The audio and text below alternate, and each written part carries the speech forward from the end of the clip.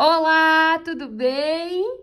Vamos continuar a leitura do nosso livro A Força do Entusiasmo, página 177. Bora lá? O entusiasmo dos jovens é admirável, mas é importante mostrar a eles que a negligência não faz parte desse entusiasmo. Pelo contrário, é um fator negativo. Quando pedimos aos jovens para serem prudentes, muitos deles sentem-se cercados em sua liberdade, como se o perigo fosse sinônimo de liberdade, coragem e autonomia. Muitos jovens acham que viver perigosamente, correndo todo tipo de riscos, deve ser seu estilo de vida. Excitam-se com isso, estão sempre procurando situações arriscadas e radicais, como, por exemplo, os pegas no trânsito, que colocam em risco a vida deles e de outras pessoas que não têm nada a ver com aquilo. Alguns amigos jovens me contaram certa vez que, ao ajudarem um colega a sair de uma pirambeira onde o seu Fusca azul tinha se acabado, ele subiu pelo barranco com o corpo todo dolorido, mas quando chegou na estrada bateu a terra vermelha dos braços e disse: "Boy que é boy, morre na pista." Pode ter sido uma brincadeira dele, para aliviar o susto que sentiu com um acidente que poderia ter sido fatal, mas tem muita gente que pensa assim. Existe um entusiasmo que diz sim, que pratica a total aceitação de si próprio e do outro, sem julgamento e sem discórdias, vai seguindo em direção a um objetivo maior. E existe um entusiasmo que diz não. Há muitas circunstâncias em que obediência demais atrapalha. Segundo Daniel Goleman, em seu livro Trabalhando com Inteligência Emocional, a obediência impede a autopercepção, que é uma base a partir da qual se desenvolvem todas as outras qualidades emocionais, como autorregulação, motivação, empatia e habilidade social. A coragem é uma qualidade que hoje é vista como um fator de competência no trabalho. Representa um fator positivo com distinção no ambiente profissional. Passam a ser mais valorizados os profissionais que correm riscos e têm ousadia de manifestar abertamente suas opiniões em determinadas circunstâncias, confrontando-se com a empresa onde trabalham e com seus clientes. Mas cuidado, a coragem precisa estar acompanhada de integridade, competência técnica, bom senso e autocontrole. Inteligência emocional é saber quais emoções estamos sentindo e por quê. Viva o dia de hoje como se fosse o último. Um dia você acerta. Autor desconhecido. Li a frase acima em uma revista de bordo e fiquei imaginando o seguinte diálogo com o leitor desse livro. Você mesmo. O que você faria se lhe fosse revelado que hoje é o último dia da sua vida? Pense em como você responderia a essa pergunta. Já considerou a hipótese de fazer tudo isso desde já?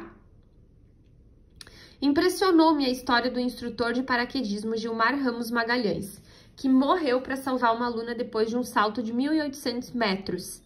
Quando o paraquedas reserva da aluna finalmente abriu, a 250 metros do chão, o instrutor não teve mais tempo de abrir completamente seu próprio equipamento. Outra história recente de heroísmo que emocionou a todos foi a coragem de uma cadela vira-lata, chamada Catita, que salvou a vida de uma criança ao enfrentar 2 ferozes pitbulls. Aliás, tem gente que é como pitbull. Quando pega, não larga por nada.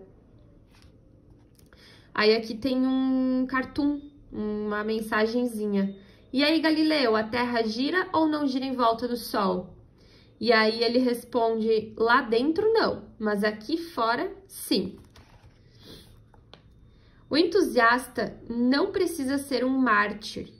O grande cientista Galileu, quando foi levado aos tribunais da Inquisição e estava sendo condenado à morte por ter descoberto que a Terra era redonda e girava em torno do Sol, preferiu negar publicamente suas convicções para não ser executado. Depois continuou desenvolvendo suas pesquisas e ainda contribuiu muito para o conhecimento da astronomia. Mas há ocasiões em que o entusiasta se torna um mártir. Inúmeros são os exemplos na história, como os primeiros cristãos, sacrificados por professarem sua fé, e como também outros que dão a vida por uma causa ou para salvar outras vidas. Depois de tantos exemplos, ficam algumas lições. Entusiasmo não pode ser confundido com imprudência. A amiga do entusiasmo é a prudência e a coragem é amiga do bom senso. Ter ousadia não é sair rebentando arame farpado no peito, quando se pode seguir o caminho do gado. Ousado é quem se prepara adequadamente para exercer com sucesso a sua ousadia, quando necessário. O trapezista é ousado quando se lança no ar para alcançar a barra do trapézio e faz um salto mortal, sem rede de proteção, a muitos metros de altura. Mas ele se prepara durante anos, faz várias horas de exercícios diariamente, concentra toda a sua atenção no que está fazendo, não trabalha alcoolizado, tem uma alimentação adequada e se mantém totalmente preparado de corpo e alma para sua atividade, porque sabe que, se não tomasse esses cuidados, sua ousadia poderia acabar muito mal. Ter entusiasmo é ter Deus dentro de si. Deus não é prudente? Deus é eterno, Deus é vida. Ter Deus dentro de si não é arriscar a própria vida, é preservar a integridade e cuidar da saúde. É ser ousado quando necessário, mas também ser prudente sempre. É zelar pelo bem mais precioso que pode existir, a nossa vida. Capítulo 19. A ideia que entusiasma.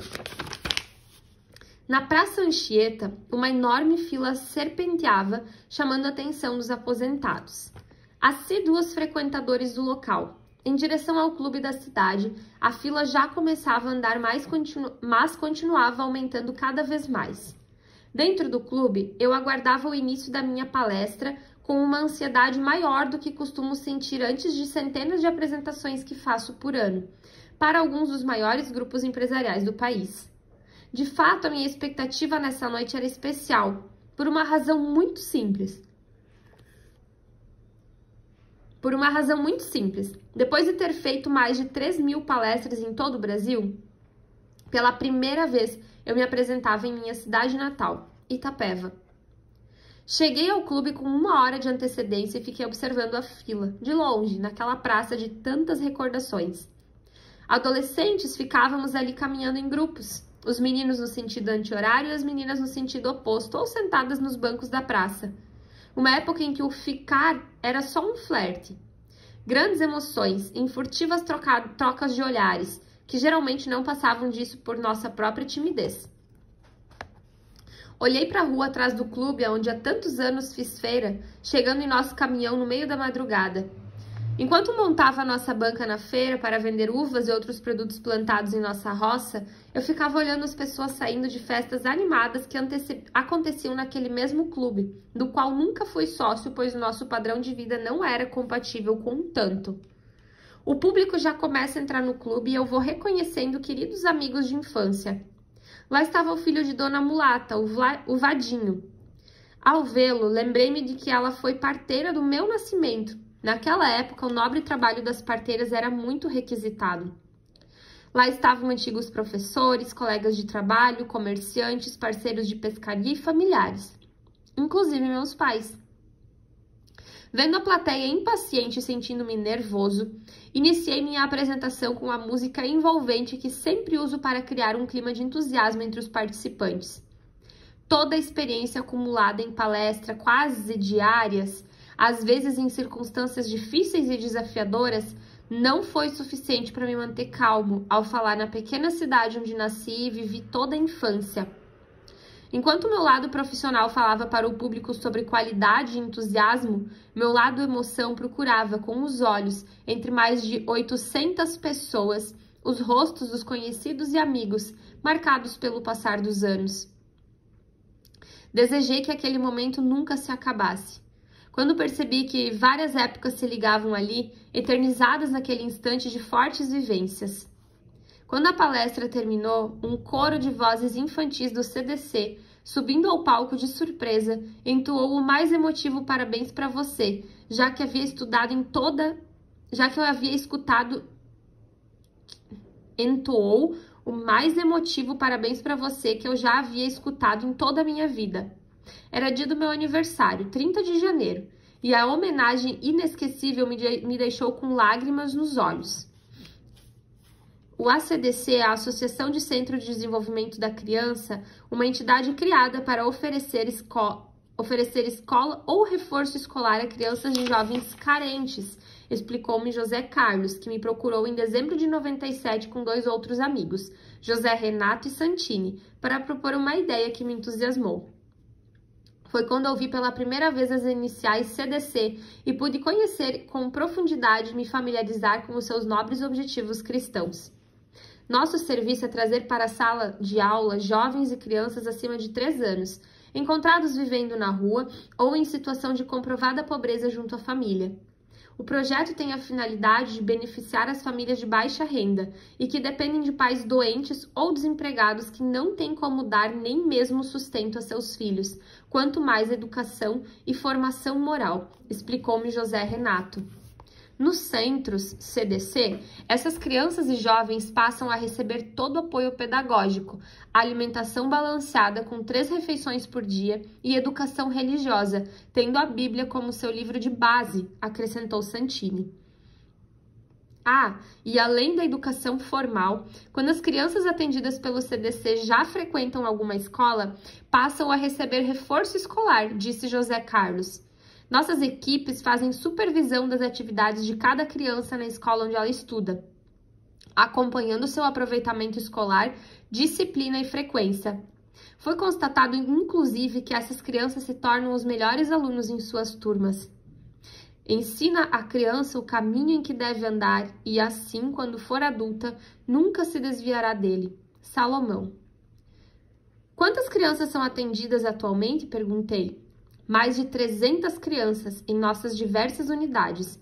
As crianças assistidas da pré-escola ao ensino médio também têm aula de educação física, ginástica olímpica, futebol, datilografia, pintura em tecido, canto orfeônico, educação cristã, inglês e expressão corporal. E assim foram relatando os objetivos, as realizações e também as dificuldades enfrentadas pela CDC, pois não estão ligados a nenhum órgão público e se sustentam apenas com doações dos interessados na obra ou dos padrinhos que adotam as crianças com sua contribuição equivalente a $20 por mês. Através de uma instituição chamada Compassion Internacional, conseguiram-se padrinhos americanos, canadenses e australianos que mantêm correspondência com as crianças. Regularmente são enviados a esses padrinhos as fotos dos seus afilhados atuando em toda a programação da casa, que é muito dinâmica e envolve os alunos em um espírito participativo como a gincana. Nota triste. A Compassion Internacional está interrompendo sua ajuda, alegando que o Brasil é um país rico e que existem países mais necessitados em outros continentes, principalmente a África. E o que mais me entristece, eles informaram à direção do CDC, de maneira até elegante, mas objetiva, que o nosso país não combate a corrupção, por isso a ajuda do exterior vai cessar. Depois de relatarem tudo sobre o CDC, eles solicitaram minha ajuda. Como poderei ajudar? Disse eu. Para minha surpresa, eles já tinham uma ideia costurada. Convidaram-me a fazer uma palestra de cortesia em Itapeva. Eu ainda não sei se fala Itapeva. Com toda a renda das entradas destinada aos Centros de Desenvolvimento da Criança. Para estimular mais a participação, pediram a doação de 1.200 exemplares do meu livro É Óbvio, que seriam oferecidos como brinde a cada pessoa que comprasse o ingresso. E assim nascia a oportunidade de prestar um serviço de real valor para a comunidade e de visitar a cidade que me viu nascer e me preparou até os 18 anos para vencer todos os desafios que a vida generosamente me apresenta. O grande escritor russo Leon Tolstói, autor de Guerra e Paz, afirmava que a melhor maneira de escrever sobre o universo era concentrar-se nas histórias humanas de sua própria aldeia. Senti a mesma coisa quando fui a Itapeva e conheci o trabalho da CDC. Sabia que em todo o mundo existem milhares de instituições e milhões de pessoas dedicadas a serviços de assistência aos necessitados de todo tipo, flagelados da seca, enchentes ou terremotos, refugiados de guerra, vítimas de violência urbana, doentes em estado terminal, desempregados, dependentes químicos, órfãos, meninos de rua. Mas compreendi que a melhor forma de ajudar a humanidade costuma estar muito perto de nós. Pertence àquele que tem fome o pão que tu guardas, àquele que está nu, a capa que tu conservas, no teu guarda-roupa. Aquele que está descalço, os sapatos que apodrecem na tua casa. São Basílio. Lembrava-me do tempo em que minha família participava da Legião da Boa Vontade. Ainda criança, eu frequentava assiduamente os grupos assistenciais e ajudava a embalar os produtos para serem entregues aos pobres na periferia da cidade. Os comerciantes contribuíam com sacos de mantimentos não perecíveis, que distribuíamos em saquinhos de 1 quilo. Como isso fez bem para minha formação ética na infância e na juventude.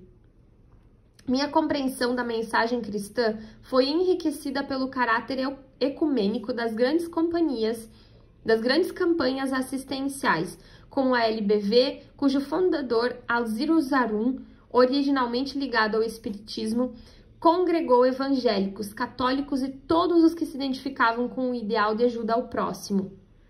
A lembrança desses fatos durante a palestra em Itapeva me fortaleceu ainda mais a convicção de que as pessoas tendem a se unir em torno de uma ideia que desperte entusiasmo. Lembrei-me de personalidades conhecidas como Herbert de Souza, o Betinho, que depois de ter contraído a AIDS em transfusões de sangue, pois era hemofílico, conviveu com essa doença terminal durante 2 décadas, sem perder o entusiasmo, dedicando-se de corpo e alma a seu projeto que mobilizou todo o país, a ação da cidadania contra a fome. Betinho se foi, mas deixou plantadas muitas sementes, em instituições das mais diversas, como escolas que mantêm projetos assistenciais impulsionados pelos próprios alunos. Um bom exemplo é o projeto Graúna, do Colégio São Vicente de Paulo, no Rio, e várias empresas que desenvolvem ações envolvendo os empregados, como a Xerox, Alcoa, Dakota, Randon, Acros, RBS e outras, atuando na comunidade em um novo conceito de empresa cidadã.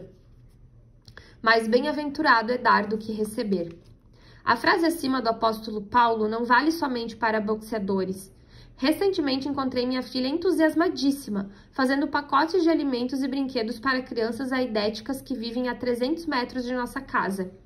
Por isso não me canso de incentivar a todos. Quase sempre que uma pessoa ajuda ao próximo, é tomada por um sentimento de profunda gratidão. Não há satisfação maior do que aquela que sentimos quando proporcionamos alegria aos outros. Há pessoas que são contra o assistencialismo, argumentando que não devemos dar o peixe e sim ensinar a pescar.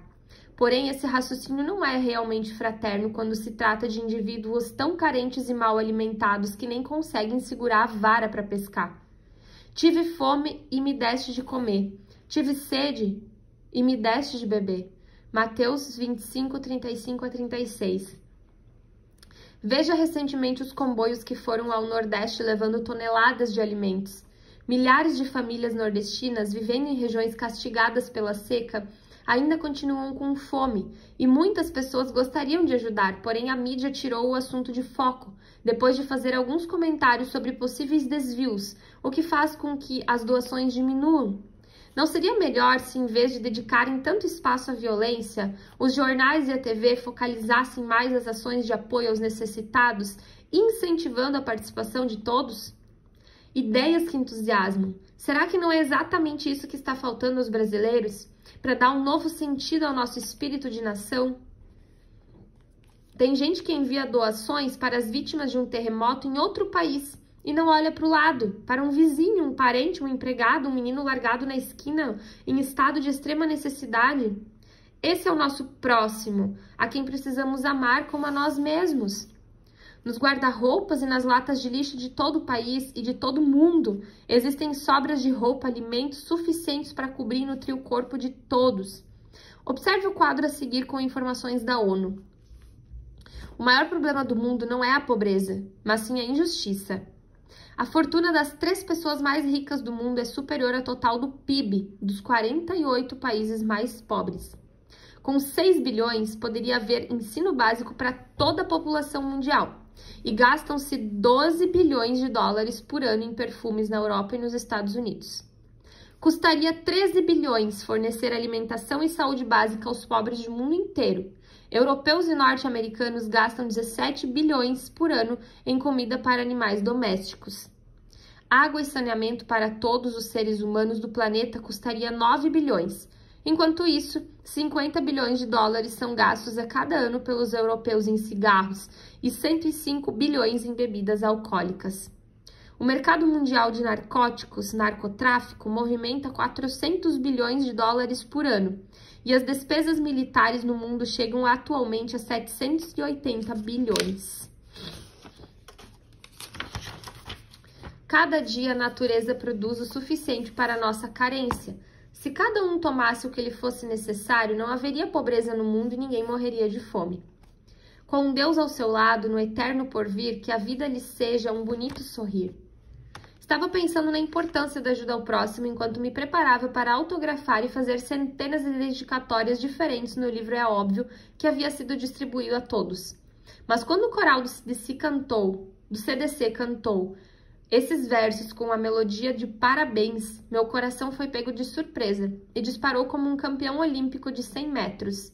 Depois disso, ainda me emocionei no jantar com os amigos mais próximos, que tiveram até a preocupação de levar o meu vinho preferido, branco e bem gelado. Vendo o entusiasmo de todos, perguntei ao presidente da CDC, José Carlos de Moura Camargo, quais são as pessoas que mais se destacam no projeto? Todas, respondeu ele. Todas as que chegam até nós e prestam sua colaboração, por mais modesta que seja. Talvez para você, caro leitor, algum outro capítulo tenha sido mais interessante, porém para mim esse foi o mais gostoso de escrever. Desculpe se naveguei em lembranças do meu passado, mas para você não tem tanto interesse. De qualquer forma, fica aqui o meu apelo para que você colabore ou com a CDC ou com algum outro projeto comunitário ativo e confiável. Mas, se possível, não colabore à distância só com dinheiro. Participe, conheça, acompanhe e se envolva. Participar de ações beneficentes pode ser um esforço, um reforço ao entusiasmo em todas as outras áreas da nossa vida. Certamente você também guarda boas recordações dos anos que já se foram. E também tenho certeza de que em sua vida, se ainda não apareceu, vai aparecer uma ideia que entusiasma. Capítulo 20. Força nos momentos difíceis. Estamos falando tanto de entusiasmo desde o início do livro. Mas, e naquelas horas em que as coisas vão mal, tudo dá errado, a situação se complica e não dá para se ver nenhuma luz no fim do túnel? Infortúnio, revés, contrariedade, aborrecimento, desilusão, doença grave, perda de alguém muito querido, crise, desemprego, infelicidade, adversidade. Impossível pensar em entusiasmo numa hora dessas, não é? Então, qual a maneira de solucionar? A melhor maneira continua sendo o entusiasmo. Mas como? Entusiasmar na adversidade? Isso não parece totalmente impossível? Pode parecer impossível ter entusiasmo em um momento infeliz, mas se o entusiasmo é algo que está dentro de nós, temos condições de usar essa força interior para a superação de qualquer dificuldade. Os que confiam em Deus renovarão as suas forças. Isaías 40:31. Como já dissemos, o entusiasmo focaliza o positivo e investe nas possibilidades de sucesso em cada novo desafio. O principal não é se deixar contaminar pelo desânimo e pela desesperança. Ouvi recentemente a história de um velho camponês que, não tendo mais forças para viver do que plantava, fez uma vendinha na beira da estrada para atender aos viajantes que passavam e também aos moradores locais. Ele e sua mulher faziam refeições e sanduíches com muito capricho, e por isso o lugar agradou a freguesia. Muitos caminhoneiros, indicados por outros, paravam sempre ali para se alimentar e tomar um café, tudo muito bem servido. A vendinha foi ficando conhecida, cresceu, tornou-se uma lanchonete e passou a receber também automóveis e ônibus cheios de passageiros. O movimento da lanchonete permitiu manter os estudantes do único filho do casal até a universidade. Ele foi estudar na capital e nos próximos anos vinha todo semestre, nas férias, visitar os pais. Depois de um tempo, suas visitas ficaram mais espaçadas, até que quando estava quase para se formar, veio passar alguns dias na casa paterna. Quando viu a fartura e a qualidade das refeições servidas aos fregueses, o rapaz comentou: Você deve estar tendo custos muito altos com os produtos que servem aos fregueses, papai. Não sabe que uma grave crise econômica está acontecendo no mundo e agora atinge também o Brasil? Sei não, filho, é mesmo? Ah, pai, você vive aqui longe de tudo, não lê jornais e pelo jeito nem vê as notícias na televisão. Na cidade só se fala em recessão e desemprego. As pessoas estão sem dinheiro para gastar e o comércio está em crise. Muitas empresas estão falindo por causa dos custos altos. O comércio está sofrendo com a inadimplência. O quê? Inadimplência, pai. As pessoas não estão pagando suas contas porque o dinheiro sumiu do mercado, entende? Nossa! É bom ir se cuidando e diminuindo seus custos, ou daqui a pouco vai ter dificuldades. O ex-camponês, agora pequeno comerciante, ficou assustado e acreditou em tudo que o filho lhe disse. Afinal, ele estava completando o curso universitário, vivia na cidade grande e sabia o que estava acontecendo no mundo. Era bom mesmo tomar cuidado com essa tal crise. Começou então a economizar o máximo em seu negócio. Cortou os itens mais caros dos pratos e dos sanduíches, diminuiu as porções, fez um cardápio sob medida para uma situação de crise econômica e cancelou as obras das melhorias que tinha planejado para a lanchonete. Sua mudança de comportamento foi sentida pela freguesia, que aos poucos foi deixando de parar ali. Vendo o faturamento diminuir, o velho pensava: meu filho tinha razão, realmente o país está em crise. Deixou de lado seu cardápio de sanduíches variados e passou a oferecer pouquíssimas opções, somente pão com queijo e pão com mortadela. Cortou os sucos para não ter sobras de frutas estragadas e até o café ficou mais ralo. Tempos de crise, ele pensava e comentava com os fregueses. A lanchonete foi definhando, os fregueses foram sumindo, até que ele decidiu fechá-la. Não possuía outros bens, a não ser uma pequena horta nos fundos de casa, e conseguiu aposentar-se passando a receber um salário mínimo. Quando sua mulher comentava que estava sentindo saudade do trabalho duro na lanchonete, dos tempos em que vivia cozinhando e preparando lanches para os fregueses, que não paravam de chegar, ele respondia, conformado. Mas ainda bem que nosso filho avisou sobre a crise, pelo menos não perdemos nossa casinha e nosso lote de terra. É difícil que uma empresa onde predomine a mentalidade única de redução de custos consiga sobreviver ao longo da crise, ao longo do tempo. A crise é relegada à categoria de ameaça e risco, jamais de oportunidades. Acaba se criando um time de perdedores.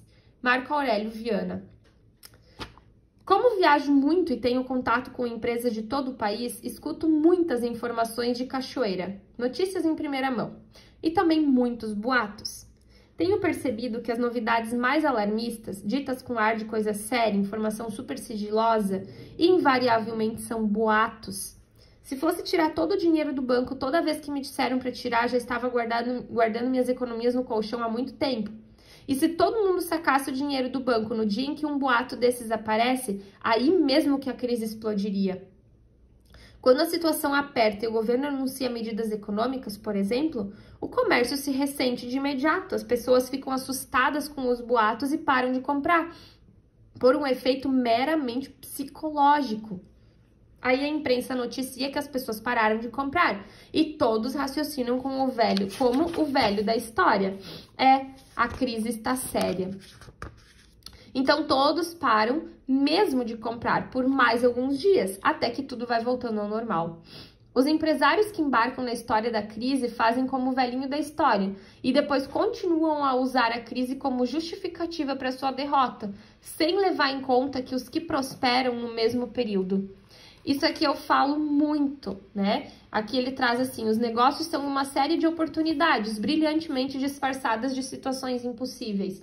Eu falo muito isso, que há quantos anos, assim, desde que eu me conheço por gente, eu escuto a palavra crise. O país está em crise, o mundo está em crise. Crise, crise, crise, crise.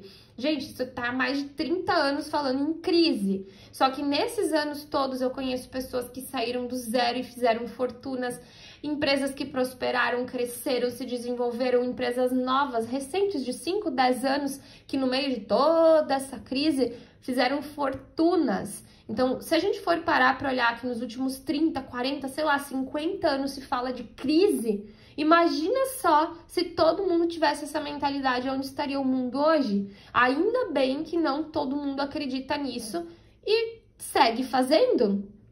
Porque quando a gente deixa, a crise é aquilo que a gente deixa criar na nossa mente, se instaurar na nossa mente. Então, aqui em casa, a gente trabalha a nossa mentalidade em prevenção, não em crise. Se a gente ficar cuidando o que tem nas notícias, o que falam do mundo, a gente vai surtar e vai paralisar, e paralisação sim vai trazer escassez.